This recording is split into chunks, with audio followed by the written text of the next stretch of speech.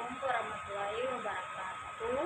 Perkenalkan, nama saya Rani Hidayati, NIM 23630021. Konsep di sini saya akan menjelaskan konsep dan analisa aspek hukum dalam pembangunan. Lanjut pembahasan.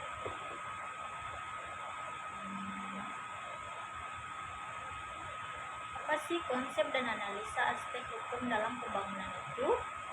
Konsep dan analisa aspek hukum dalam pembangunan merupakan kajian yang penting untuk memastikan bahwa proses pembangunan berjalan sesuai dengan norma, peraturan, dan perundang-undang yang berlaku.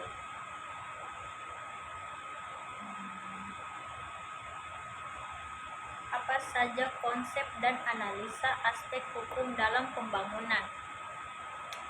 Di sini kita akan menjelaskan konsep aspek hukum dalam pembangunan. A. Pembangunan berbasis hukum. Pembangunan harus dijalankan dengan sesuai prinsip kedaulatan hukum, di mana hukum menjadi dasar dan pedoman dalam setiap kebijakan. Tidak boleh ada pembangunan yang melanggar hukum atau merugikan hak-hak masyarakat. B. Hukum sebagai alat rekayasa social engineering. Ialah ini diperkenalkan oleh Rochefort. Hukum digunakan sebagai instrumen untuk mengubah atau membentuk perilaku masyarakat menuju arah pembangunan yang lebih baik. Prinsip kepastian, keadilan, dan manfaat dalam konteks pembangunan hukum harus menjamin kapasitas investor masyarakat, menjaga keadilan sosial termasuk pengusaha dan pemanfaatan sumber daya, memberi manfaat nyata bagi kesejahteraan masyarakat. 2.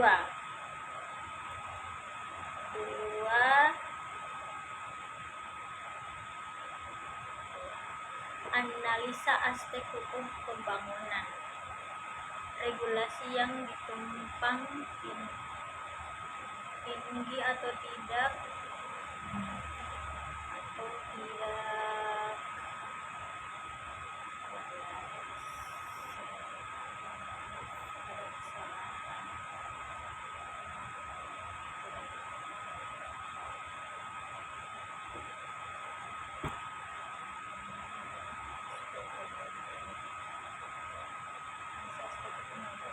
regulasi yang ditumpangi tinggi atau tidak sinkron antar sektor, misalnya antara pusat dan daerah, bisa menghambat pembangunan. Contoh, tumpang tinggi izin pertambangan dan kehutanan. Aspek perizin. Proses perizinan yang transparan, efisien, dan bebas dari korupsi mendukung iklim investasi. Saat ini di Indonesia menerapkan sistem online single subsidi untuk menyederhanakan perizinan. Aspek pengadaan barang dan jasa harus sesuai dengan hukum pengadaan seperti Perpres No. 12 tahun 2021. Rentan terhadap penyimpangan jika tidak diawasi secara ketat. Aspek hak atas tanah dan lingkungan. Pembangunan infrastruktur seringkali berhadapan dengan konflik lahan. Harus ada jaminan penghormatan terhadap hak milik dan perlindungan terhadap lingkungan hidup.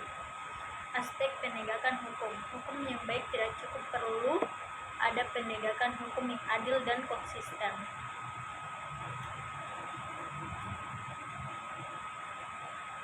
Tantangan hukum dalam pembangunan.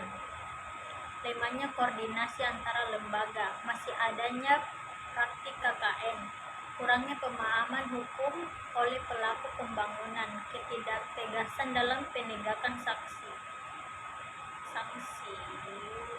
Solusi rekomendasi. Solusinya yaitu reformasi regulasi untuk menyederhanakan dan menyunkron peraturan, peningkatan kapasitas peraturan hukum, penguatan peran ombudsman dan lembaga pengawasan, meningkatkan partisipasi publik dalam pengawasan pembangunan.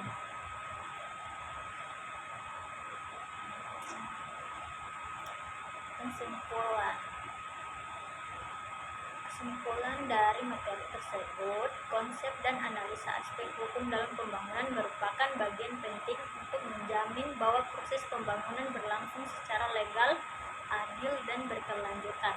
Hukum berfungsi sebagai kerangka besar yang mengatur hubungan antara berbagai pihak yang terlibat dalam pembangunan, melalui dari pemerintah, swasta, hingga masyarakat.